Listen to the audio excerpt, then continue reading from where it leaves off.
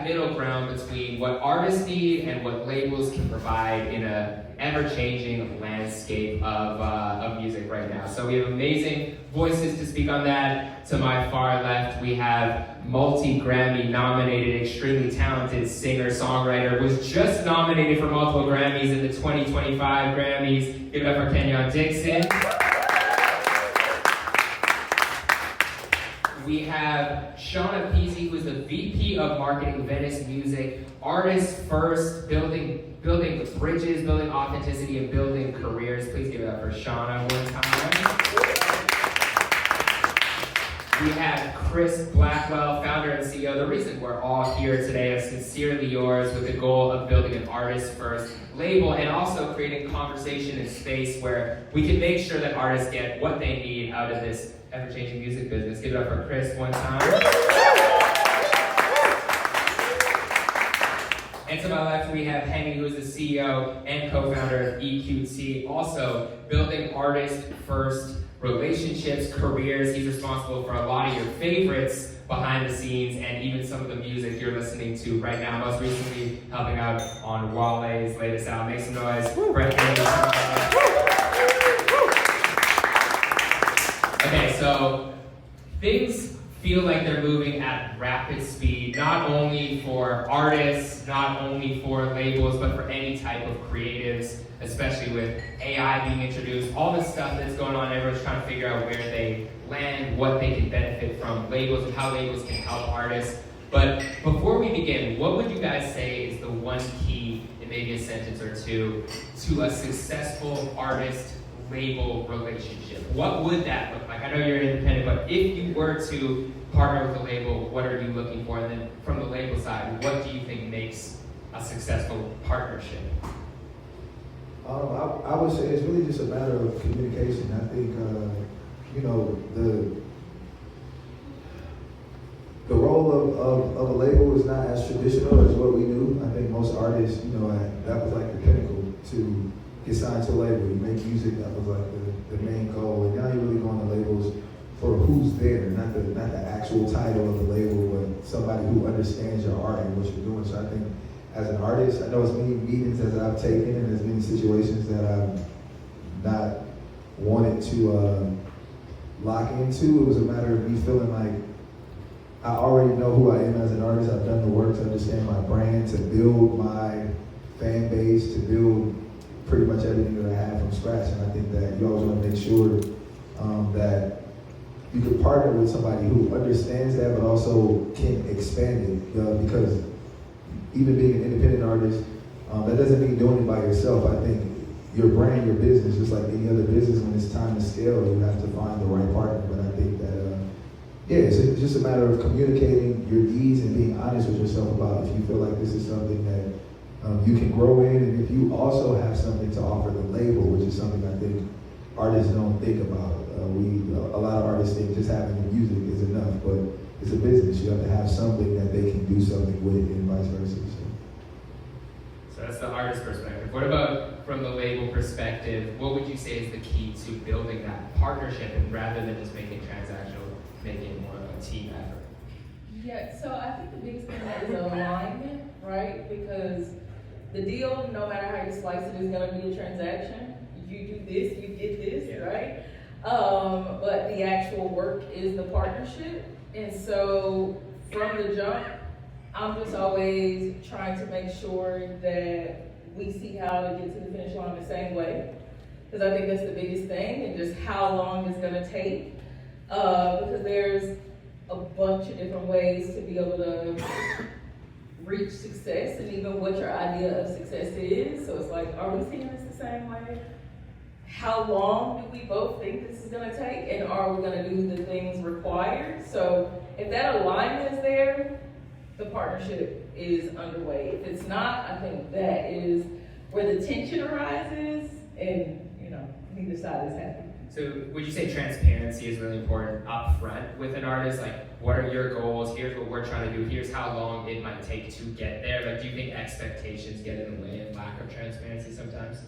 Yeah, because it's really just level setting, right? So it's like, you can meet an artist and they're immediately like, oh, I don't want to play the content game. I don't want to battle algorithms. And it's like, okay. So if we're not gonna do that, what are we gonna do? So is there a strong tour history? What are we doing to get in front of people if we are not gonna use the internet? You know what I mean, in a real way. So if that's your stance, there's no tour history, there's no fan base. You don't already have 1 million fans. How are we gonna scale this, you know? So trying to ask those questions up front to even make sure we're gonna be able to deliver in a way that meets your expectations, and then obviously on the business side, it's like, we have to keep the lights on. So what are we gonna do? What about you guys in terms of just making sure that is like less transactional and makes, you know, sense for the artist, but also makes sense for you guys on a business end? I think it's a marriage of like two things. Like music business is a marriage of art and commerce, and like both sides have to equally be represented. And a lot of times people's work ethic, accountability on both sides, like setting common goals, and like too many people focus on the results and not the process. And so as long as you go into like a goal without a plan, it's just a wish. And I don't think any of us are in the wishing business. So as long as there's that understanding and just like real talk of like, because for me personally, I hate like an after the fact motherfucker, where like people are quiet as a church mouse when the hard work of like planning and all that stuff. But then when something goes wrong, the first one to say, "Oh, I think that doesn't work." Yeah, it's just like, bro, like there's no, growth is painful. Growth is like scary, and like if it's something that you're not scared about, chances are it's not something that's like great or different, and like you just have to live with those, and like you're not gonna hit it every time, but as long as you try your best, like it's not gonna be always like sunny. Yeah, that makes a lot of sense. Have you had a similar experience in terms of finding that jobs? Yeah, can everybody hear me? It's good.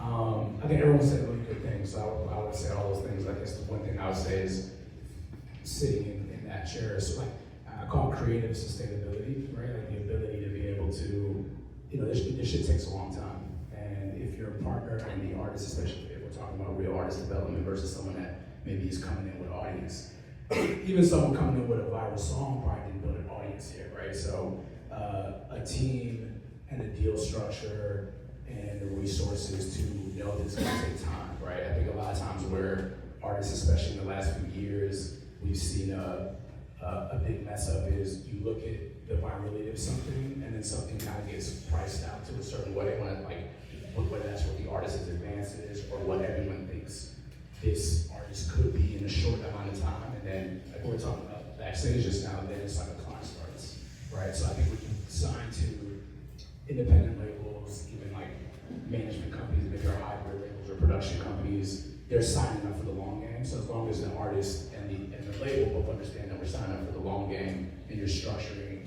the resources and the things that you put around this artist to actually fit that, then hopefully, you know, you can come out the other end in good shape. And if not, it's just a business, right? That didn't work, but at least you set yourself up to be able to. And then on the flip side of that, last thing I'll say is like, for the artist, that's what allows you to be creative. That's what allows you to be different and take your time, is that you're actually leaning into the success of your music with your audience versus chasing like something that you think you could do to hit like a number, you know?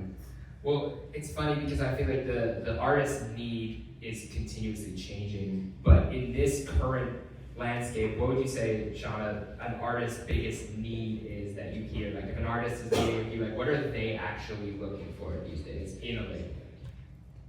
Yeah, I feel like I was literally just talking about this week of thinking about who's all on your team and all the roles that need to be filled.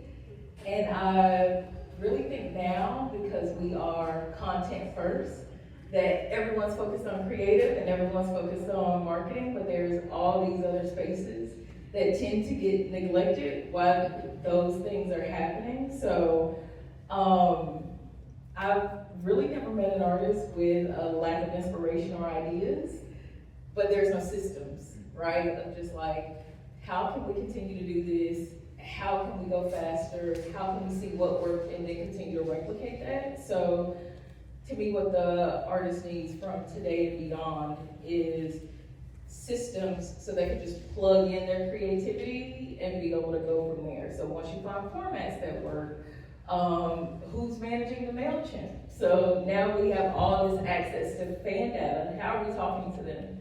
You know, so beyond whatever the idea is gonna be to get the attention, what are we gonna do after that? I feel like that's the piece that's missing.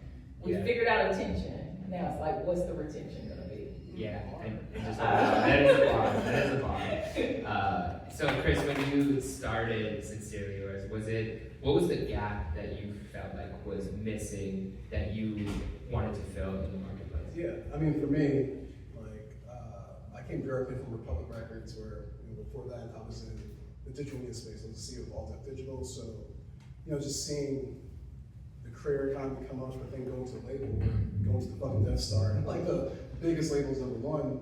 I realized that a lot of people sign these deals and they think, rightfully so, that this is my label, this is we're all in together. But like there was a lack of education where and it's both ways. Where from the artist and the management team and all that shit, know the fucking deal you're signing and know the terms, know all that stuff. And now more than ever, there's more options for artists than ever. It's not the gatekeepers over there in the 80s and 90s aren't there anymore. So it's it's like a high school basketball player. Some people can go straight to the league, some people need college, and that's okay. So between district deals, between 50-50 partnerships, between major label deals, know the deal you're signing and just don't just go for the bag. And for me, I was I wanted to create something that could kind of be that bridge between the distro and then a full major deal. Because a lot of times artists sign to a major label, and rightfully so, because they're selling themselves, their kids' future, but then they're kind of getting the services of a distribution company. But then they sign to a distribution company and expect the services of a major. It's nah, that's what that 80%'s for. It's on you. So we want to try to get a bridge in between those two things, and we don't want to be everything for everybody. We want to be everything to a few people. That's also a bar. Speaking of writing, Kenyon, so for you, obviously you've had a lot of success on the publishing side, on the writing side, but you've also had a lot of success as an artist. And in this landscape, like you said, you've had many a meeting, many deal conversations. What would it have taken, what were you looking for in those meetings from a partner that you didn't already have as an independent artist? Transparency is definitely a huge part of it. I think if we just break it down, the reality of it, especially being an independent artist, artists need money. We need sure ways to know that we're gonna make money if we're gonna do this deal.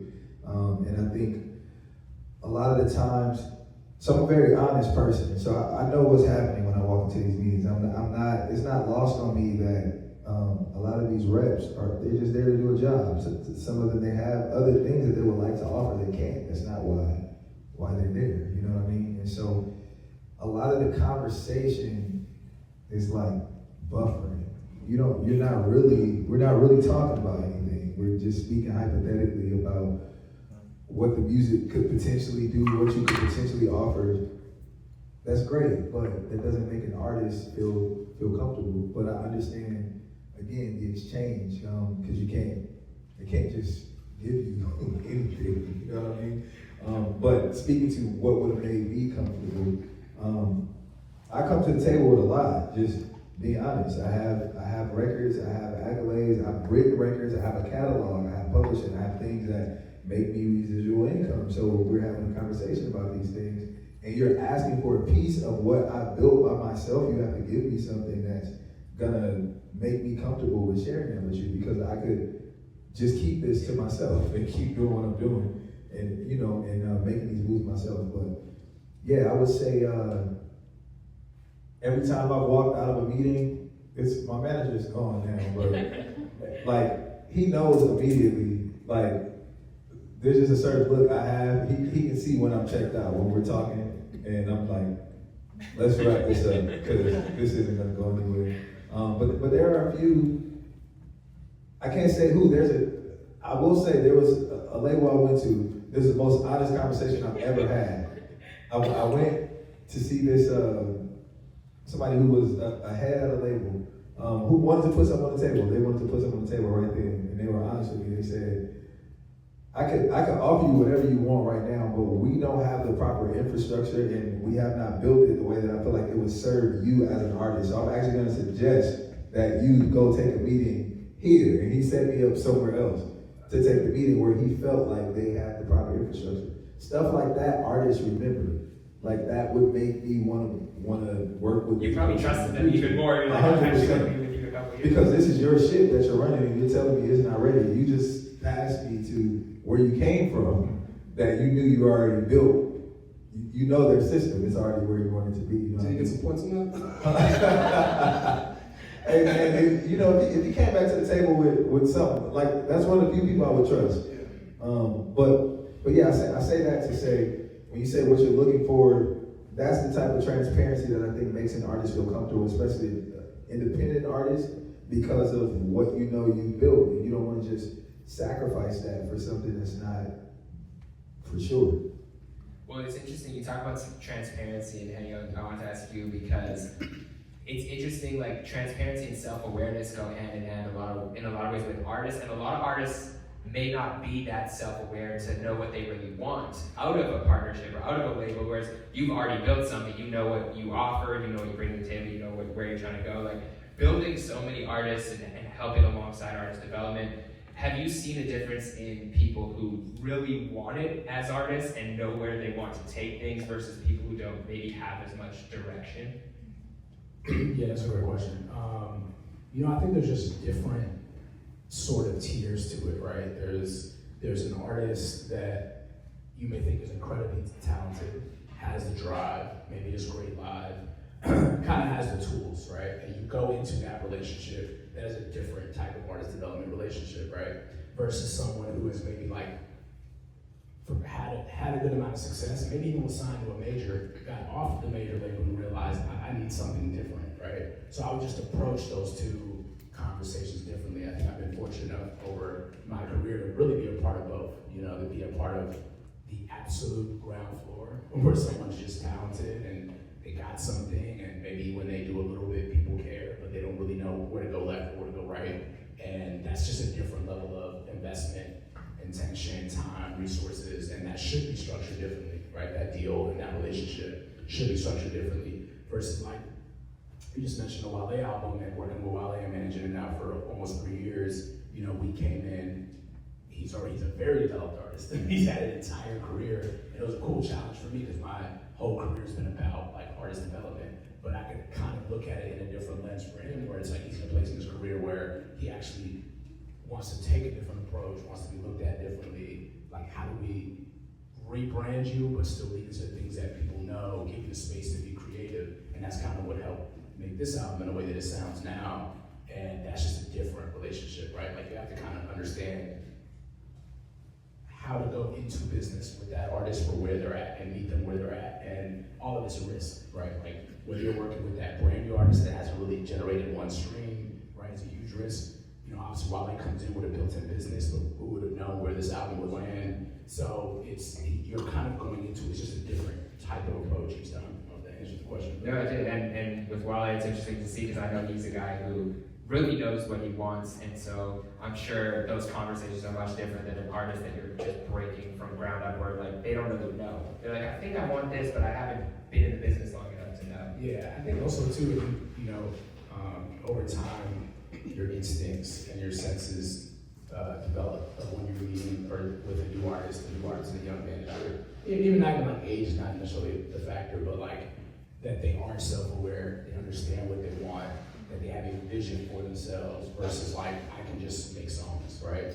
And we still double down with both, you know what I mean? I think our label that now goes to the Orchard, we have some developing acts that we're really excited about. And there's an artist that signed that like, we literally signed off of gut because we thought the voice was amazing.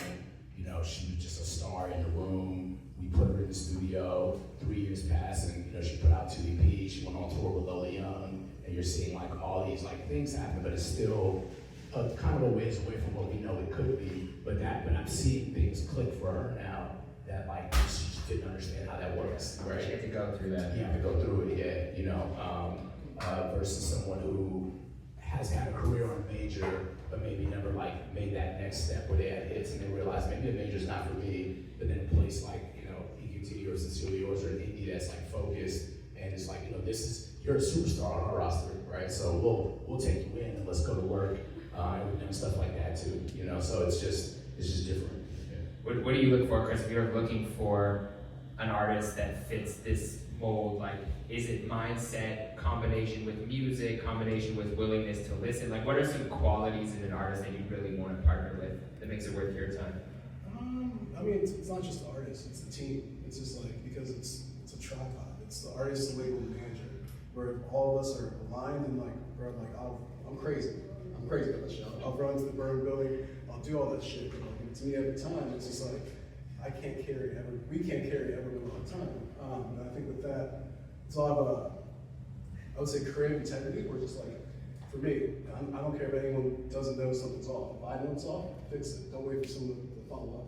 The artist and manager has to have that same level of integrity. And then also, you marry that with professional empathy, where like, you know, like the next person's job might be harder if you don't do this. Where it's like, but if we're all fighting for the same flag, it's like, okay, because at the end of the day, people think, even for myself, for executives, for me, it's like, no one fucking cares. It's like, you know, we have to, as label, have to like, okay, coddle a little bit, but at the end of the day, when you submit that campaign for a Spotify rollout, you submit all that shit, there's thousands, hundreds of thousands of artists who understand the mission, understand the assignment, understand all that shit. So like, no one's gonna be like, oh, well, this is going on, that's going on. You just have to, you know, so, I mean, I didn't really answer the question. So like I said, just like, alignment. We're like, as long as we're aligned, bro, like, let's win or lose.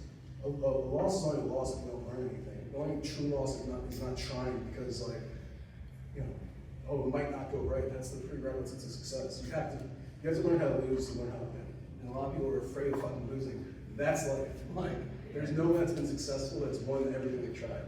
And someone says they have, they're fucking lying to you. Like, No, I love that. I also love the word you used, the term professional empathy. I think that's really cool. And Shawna, I feel like you kind of spoke about that. It was almost like professional empathy for the artists you're working with, where a lot of these artists may come in with the notion of like, I don't want to be a content creator, or, you know, I don't want to just spend my life on TikTok or whatever it might be, that they have a mindset of how do you balance being, you know, the head of the marketing department and you're trying to get eyes on them.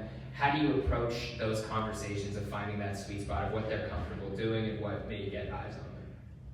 Yes, I think with every artist, I'm trying to figure out how to be the most flexible, right? And understanding where we've been before this, what was your experience, what do you want next, and how quickly you want to get there.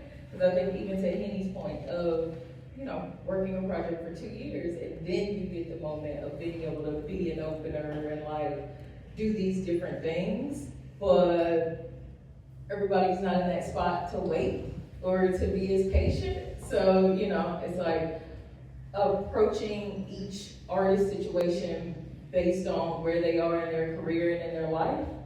With some people, it's like, oh, you have figured out a way to be able to take care of yourself. You can make music as you feel inspired, and here's all this time, right? And then there's another one that's like, oh, this gotta work. When we put this project out, like, this is my last, you know what I'm saying? So what can we do? It gotta be full steam ahead on this. So I'm always trying to get to the bottom of like, where the artist is, what's their deadline, and timeline, how's everybody feeling, how quickly can we get there, are there any shortcuts, what artist features you know, who your friends, you know, like all that kind of stuff.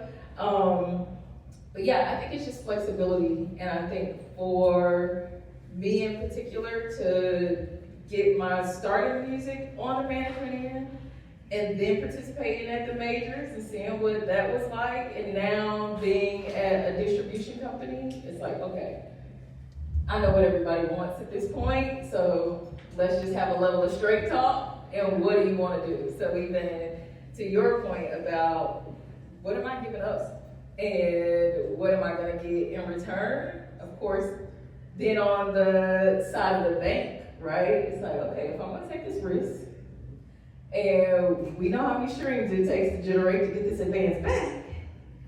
All right, now let me put these numbers in. If I look at how you're performing now and think, damn, it would take me 3 years to get this money back. Is this the best way that I should spend this $100K?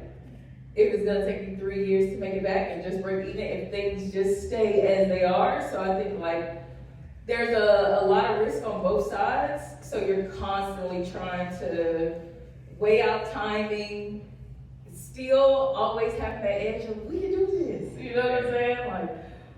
this around, or we can really make this happen and move really quickly, but you never know. So I'm always trying to like have a level of transparency of if nothing changes, this is where we are, this is what it will look like.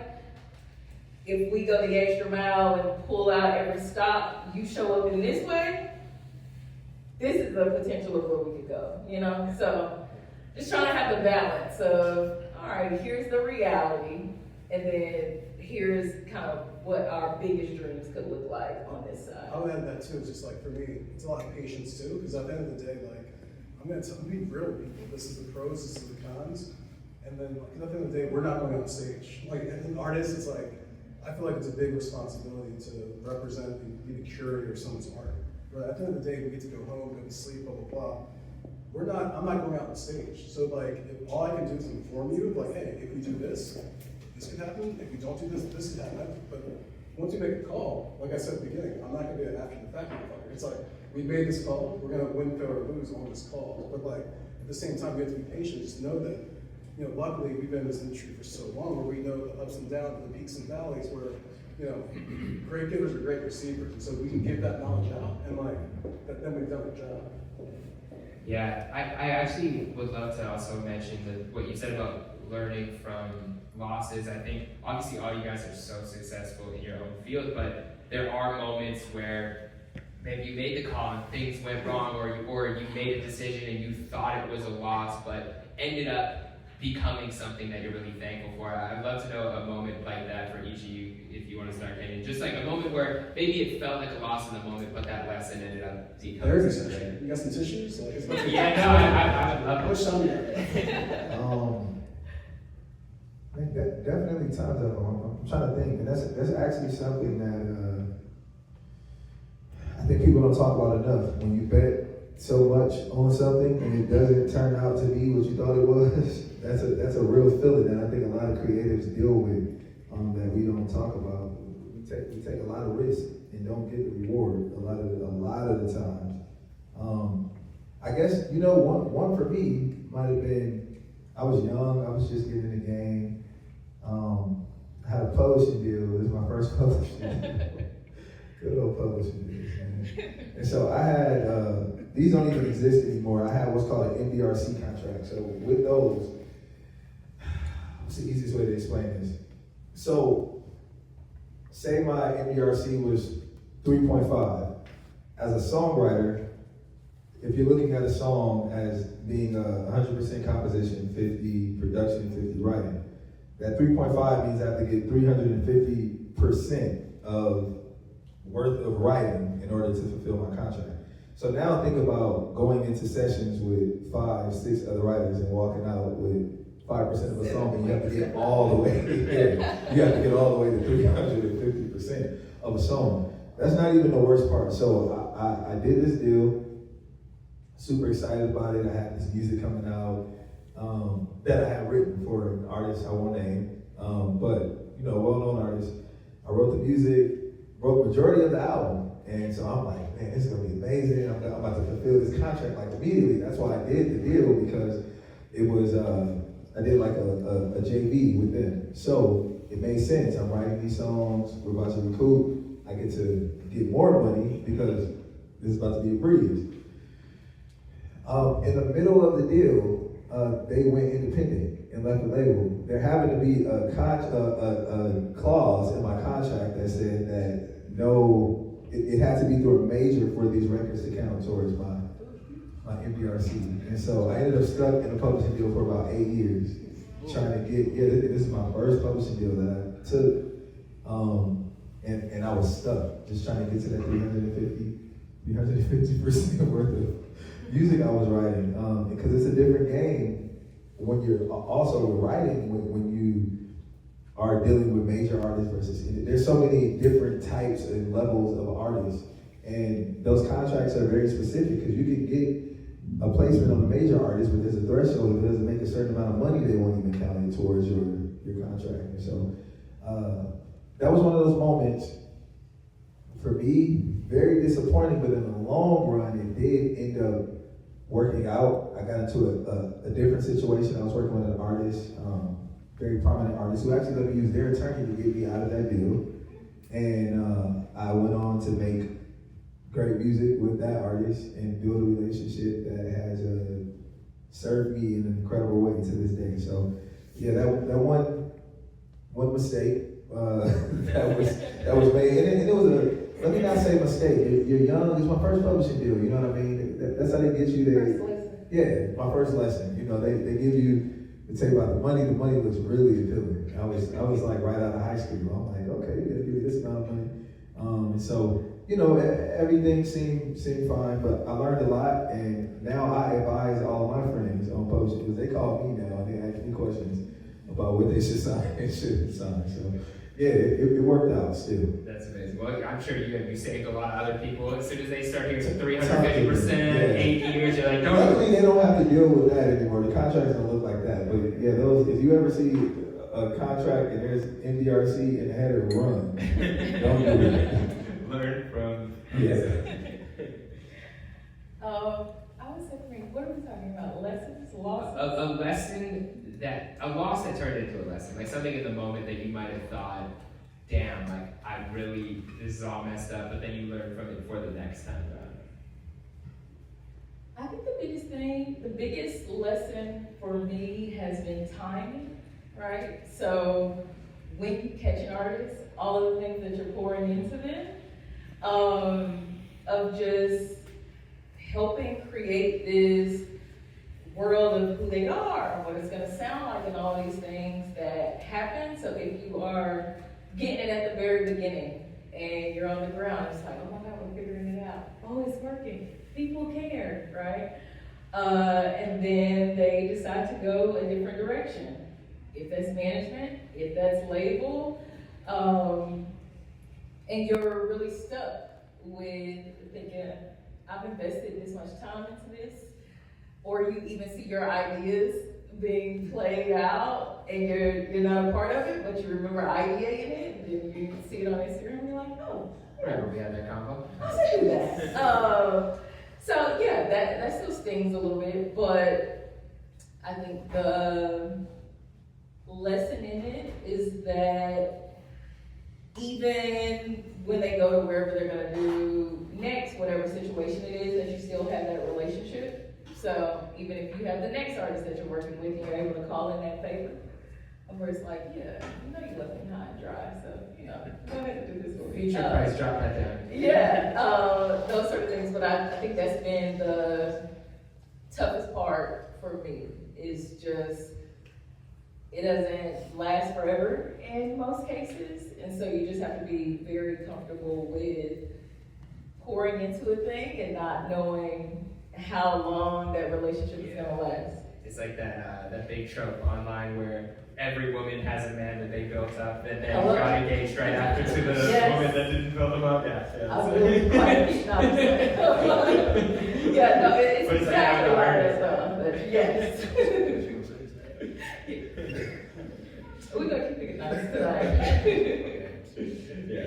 What about you? I guess for me, it was just like the constant battle of ego and all that in the industry, where for me, you know, at 29, I became CEO of All Digital. I was the youngest CEO of any Russell Simmons company history. And so for me at that time, I mean, Henny, you're a head of music. I'm a different man now. Bro, you can tell me the sky's blue, I'm like, nah, I think it's red. I mean, nah, I think it's red. You know, but life will teach you, where like, you know, you have to realize in life, like, a lot of times, these positions and these titles and all this shit, that's the coffee mug. You're just the coffee that gets poured into it. Like, other coffees will get poured into, and you think you're special, and like, you really have to, you know, remember, you have to be good at your job, but there's a little bit of luck in that too, and there's a little bit of humanistic capabilities that you have to grow. You have to, you know, so I went from that to when the Russell Simmons thing happened, I'd be walking out and fire 100 of my best friends. Like, Kraz, who's now my head of career strategy, sincerely yours, is back in the game. But yeah, that was just like the ego death, where it's just like, nah, you're not special. So Was there a moment that made you kind of humbled in that? The whole moment, right? Like, I mean, at 29, $30 million fucking company, Andreessen Horowitz, UMG, all that shit. So like, on the Friday, I was the CEO of a company. On the Monday, I had to walk out and fire 80 of my fucking friends. So like that whole experience where like the education and don't be so blissfully ignorant to think that you're special, where I should have asked more questions. I should have, even with artists, we're like, never be too afraid to ask a question. We're like, people just want to be too cool and not ask questions and then cry and they get fucked over. You know, and if you ask a question and someone gets standoffish, that's like That's a sign, your yeah. sign, bro, like what the fuck, I'm just asking a question. Yeah. So for me, it was just like the ego, the education, and just like, yeah, all that shit. And like looking back, I was like, man, I mean, the worst time ever. There's a fucking article in Rolling Stone. Inside the worst shutdown in Star of History, the all deaf story. As a 29-year-old, I was just like, wait, what? I mean, yeah, what? Neither my parents graduated high school. I never graduated college. We're like, from the top of the world to the bottom, and then to build back up, where it's just like, bro, like, cool, being successful is cool. Everyone's gonna get, life is gonna get you. How are you gonna build yourself up? And a lot of people, like, I always suggest and wish that life will life, but get your lessons out early, rather than there's people that build themselves up, and the first time that, like, you know, the hardships of life aren't the shit that you can plan for. It's the shit that hits you in the random Wednesday at 3 o'clock. That's adversity. That's like, what type of man are you then? That's what defines you. So like, you know, I built scar tissue up and like learned, get to look forward to the setbacks, because what happens after that, that's growth. That's like, that's the journey, that's life, not like when things are great. Like, Yeah, and it's amazing because they say smart people learn from their own mistakes, wise people learn from the mistakes of others. So hopefully what you guys are saying, there's someone in the room, they're going through a similar situation, they're like, all right, I'm gonna learn from that. yeah, I look forward to the pain now. The pain is fucking growth. Like, bro, when shit's like great, I'm like, what the fuck? Where's the pain at? Is it around the corner? Like, when it's chaos, I'm like, it slows down, the Beethoven starts playing, I'm like, Neo, I'm like, all right, let's fucking do this. I love that. Yeah. What about you? Yeah, I mean, resilience is real. Obviously, taking an entrepreneurial path, like Chris is speaking to, is has so many lessons, or too many lessons. Resilience is definitely one of them. I'll do a positive lesson since everybody's was like negative. Positive, what's up? I'm trying to think of positive lessons. That's not a positive lesson. You know, in building a company over the past 10 years, about people that I like hired and invested in, and you know that would be with you for a while and then leave, and you could probably think that, oh, that must like really hurt. But like, I think what actually makes me very proud when I kind of look across the industry and I see that there's a lot of people that I invested in early that ended in places, and I also take a lot of pride in that. Like when my name comes up in rooms, they say, oh man, I was like my favorite guy to work for. Like, man, I really like, anything you need here, we got you. You know, someone that like we were their first shop out of college and now pretty high up in Twitch, someone else at Spotify, another woman that just went to Interscope, and you know, you hate to see people go, but it's actually pretty, I don't know if I would have knew that 10 years ago. That makes sense, right? Yeah. I'd have been like, oh, like, man, like, you want EQT, you're here for life. Like, you know what I'm saying? Like, but no, it's actually like, I take a lot of pride in like developing young executives and people and seeing them go on to do things, and then we can still be friends, and we're actually looking out for each other. That's a lesson that I've learned that I think is a positive thing. I'm gonna talk about Henny real fast. I've noticed that for 10 years, it's like, always true, always the same. Like, Henny's the type of person where if someone says something bad about him, it says more about them than fucking Henny. And even to your point about like, the longer you, like, it's a blessing to survive in this industry, the longer you survive, it's not about what you can do. It's like, what's your family tree? How many people did you put on? We're like, especially in the culture in our community, it's like, you can't gatekeep knowledge. Like, the knowledge is the blessings. It's like, so put the next generation on, hey, I tried this, it didn't work, blah, blah, blah. Like, you can't be top heavy. That's legacy. They're not gonna put when you die, they're not gonna put your LinkedIn resume in your tombstone. It's about like, what type of man were you? Like, there's a lot of fucking soulless men out here and women and everything in between, so it's just like, yeah. Well, I think it kind of, to wrap up all of those points into something that I think everyone can resonate with, whether it be like an artist like you were talking about, or the actual artist partnering with the label, or the people that you're hiring, that you're building up. It seems like, you know, everybody has potential to reach their highest version of themselves, whatever that may be, and that might require partnerships, that might require, you know, being at a company for a little bit and going independent, that might require saying no to things, but it's cool when we're all kind of interconnected along the way, building each other up, lifting each other up together. And I love spaces like this where, you know, the goal of the entire thing is to find common ground between the labels, between the artists, and hopefully everyone leaves a little bit more uplifted than they came in here. But before we get out of here, does anyone have any questions? We probably have time for 1 or 2 questions from the audience. Yeah, I guess in all of your different fields, how do you navigate leading with longevity, but leaving room for lottery? And what does leaving room for lottery look like in your words? Great, yeah, that's a good question. Yeah, I think especially in running a business, running a label especially too. I think for like an artist project, maybe it's a little bit different. I would like to see artists maybe not even think about the lottery, right? They just focus on it, right? But yeah, I think that's a good, you know, I would like to think, or one way that I kind of like to think about it is that like, if you're building a sustainable artist career, and then in return of that, you're building a sustainable label or a sustainable music company, that you could withstand not maybe hitting the lottery, right? Like, you do the work, a win happens, right? A win happens, and you kind of like built your business around being able to ebb and flow. And then when like a lottery happens, and I think lotteries, they're pretty rare, but one lottery can sustain you almost a decade if it's the right lottery ticket, right? So, you know, like, but you don't prepare for that, you kind of let that happen. You, like, to your point, you still create room for that. Or the best lotteries are when you're building something that's built on foundation and then a lottery happens, right? And we all can probably think about what type of artists are versions of that, right? Leon Thomas, for example, massive moment with Mud, good friend of ours, and like we've seen him build over the last few years, and there is a project before Mud that actually did do well and laid foundation down, and Mud is a lottery ticket, you know, it's a big ass song, it's a huge record, but everything else around it is sustainable, so he is set up to not live or die by that lottery ticket, if that makes sense. Pretty good. For me, I mean, as my staff member knows, fuck the lottery.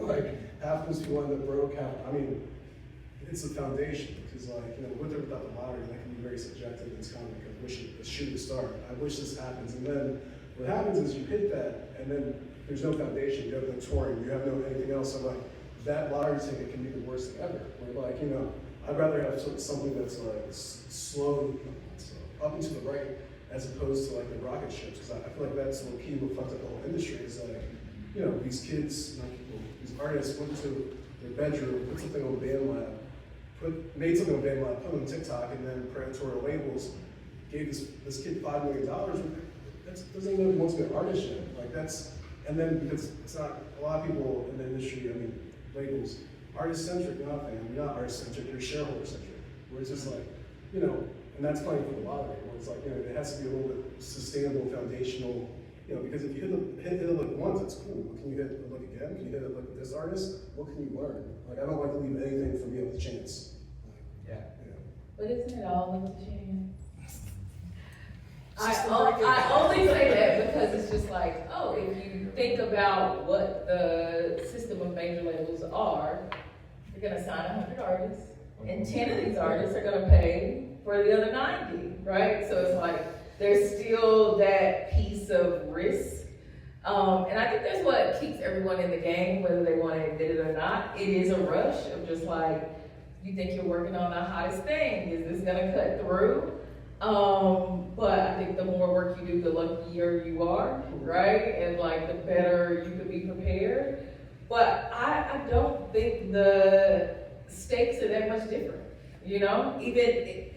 I always look at what was on the Hot 100, like, I'll pick random years and just be like, what the hell was going on in 97? And if you look at those artists, you know, I just want to know, and especially it's like if you tie it through economic times, because one of the questions I've been asking myself is, what do people want to hear when the world's like Crashing. Yeah, like, we listening to Olivia Dean, the man I need. Yeah, cool. So it's like I'm always looking at years and what else was happening, and it's just like, even if you look at the top 20, those 20 weren't people that end up staying around. Christopher Williams was like, that was one of the biggest records from the what was the new number? Yeah. But it's like, oh, this was a record. This happened. This was massive. It was for the moment. So I think the way that we talk about music now, and even TikTok now, as this new thing, I'm like, it's kind of been this way. Like, we've been playing this game. I just think everyone's involved now. And everyone sees what it is because you watch the artist go from premiering the song in their car with their friends and then see them performing, and all the things happen so fast. So I think we're able to track the timing a little bit close because we all have phones and we're keeping up, but the game hasn't changed that much. Yeah. I don't think.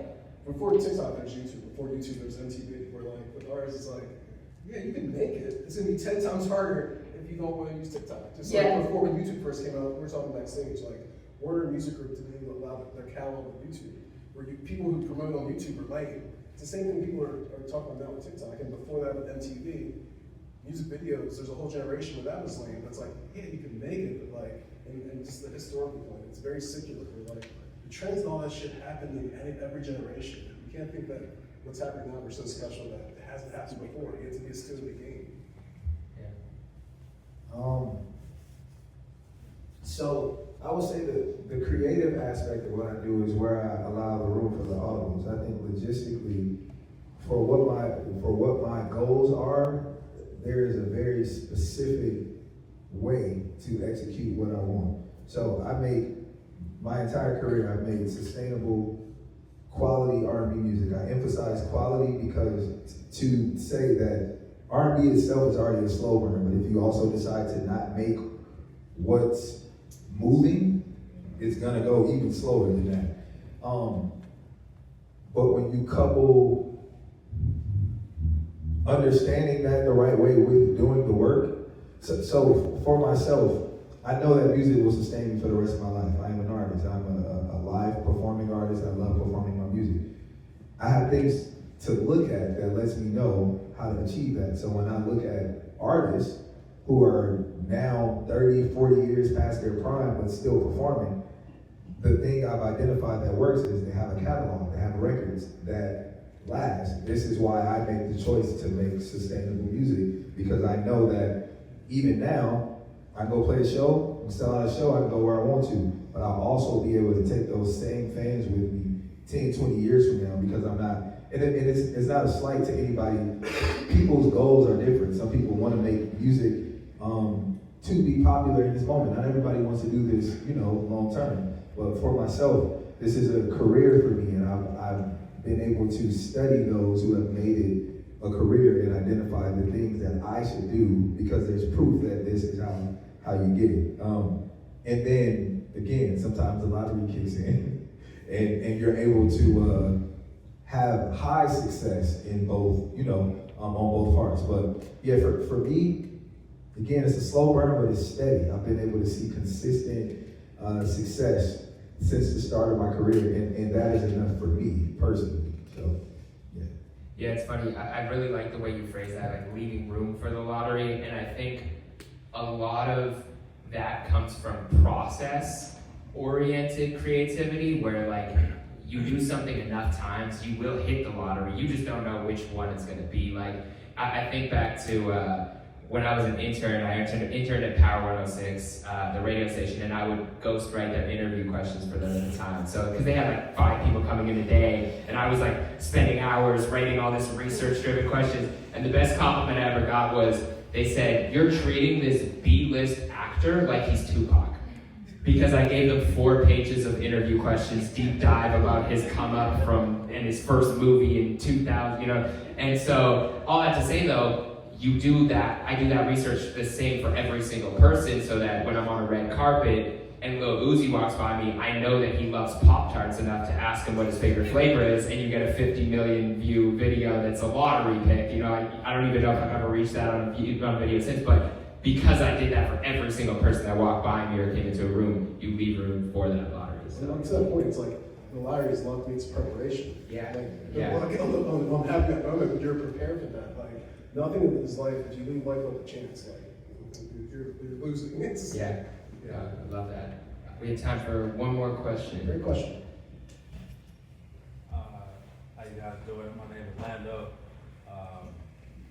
I was talking to some people earlier about just the importance of being of service, and it came up in conversation, and that was my answer to what I'm really most proud of at this stage of my career. I started out with the aspirations early on in my career, coming from Chicago, wanting to be an artist. Had some success early on, but it didn't quite pan out for me personally.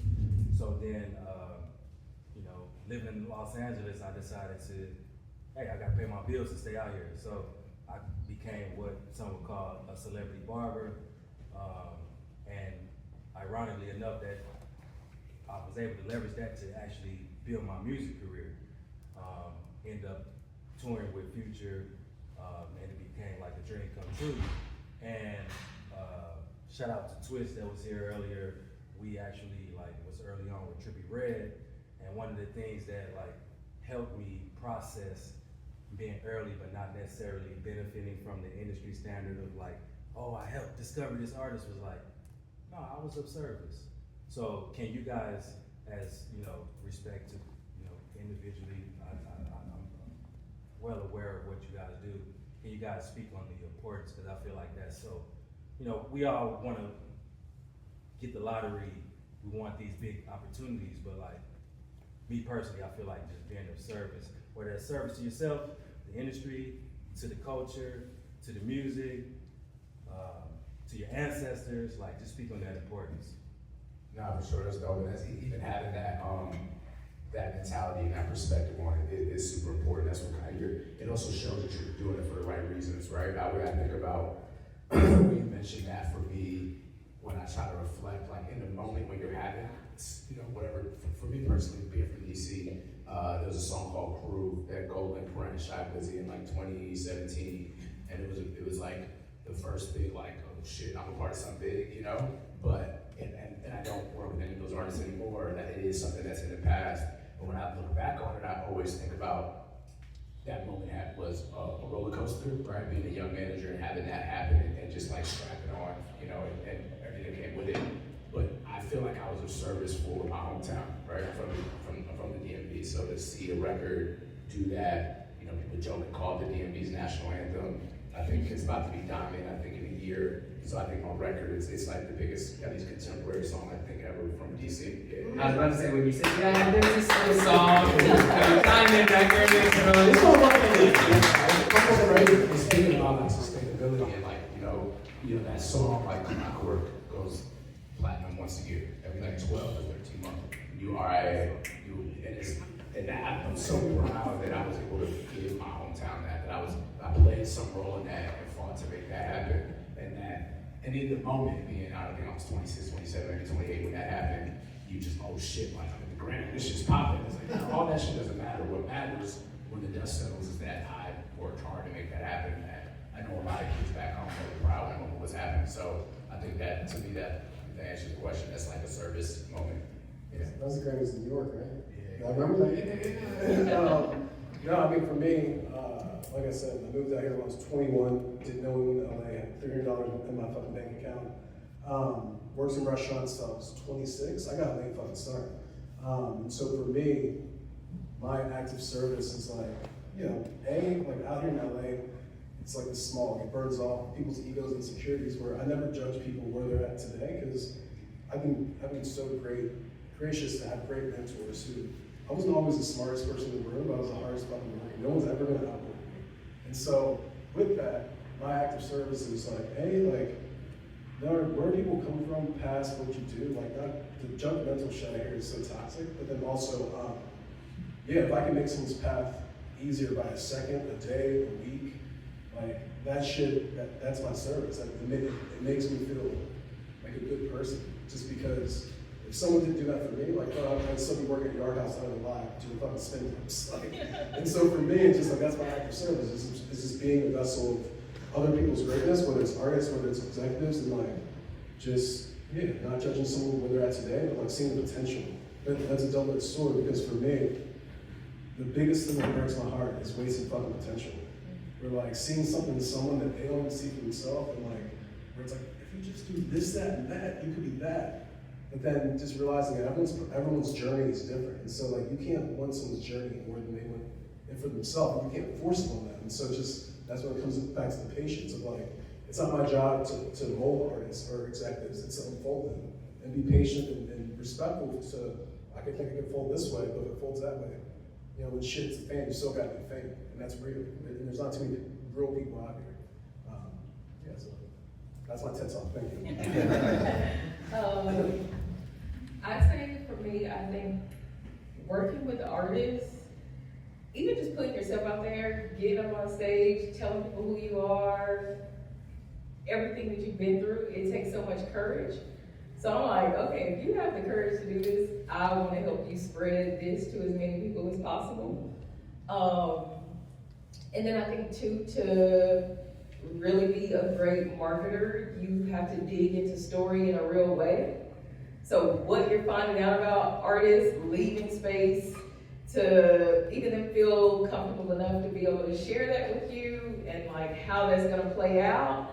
And even you hearing things that they want to hide about themselves, but knowing like that would be the piece that would make their audience connect in a real way. So being able to build enough trust for them to even want to share that piece or do that. So that is really what it's about for me. Any artist that I work with is like we build a real level of closeness, you know, of even if they go to a different situation or do a different thing, they're still calling me like, this is the situation, or this is what I'm feeling, or listen to this song or this project and tell me what you think. So yeah, I feel like I'm just here to be able to help spread the message.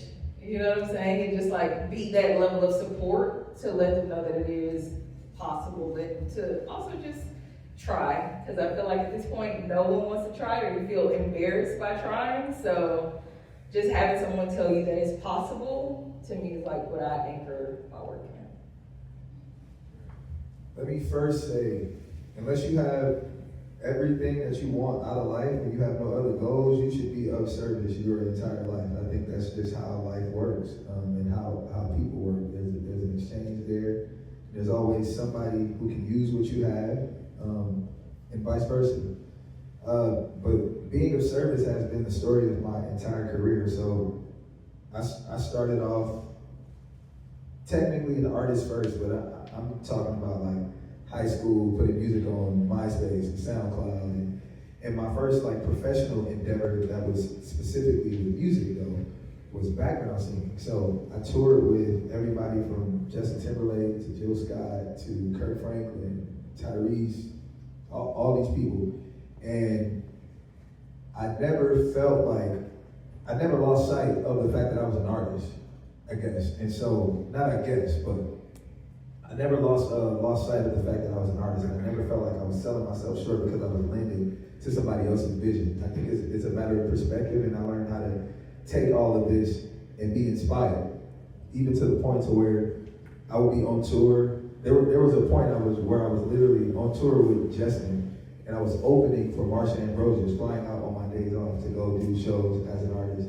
and come back. But I would take that energy from what I was learning, working, singing background, and bring it to those shows, and that kept me inspired. And most of my even first writing placements came from relationships that I kept and built while I was of service with these different artists. And so I think that really just taught me a lot. I just remember in real time being inspired, standing on the stage in these stadiums, in the back, at my mic, singing background, but imagining like, man, what if all these people were here for me? Giving 110% to that show, because I knew that it was preparing me for the moments to step out myself, you know what I mean? And so, and to this day, I still have, those relationships are intact. I still talk to most of these artists.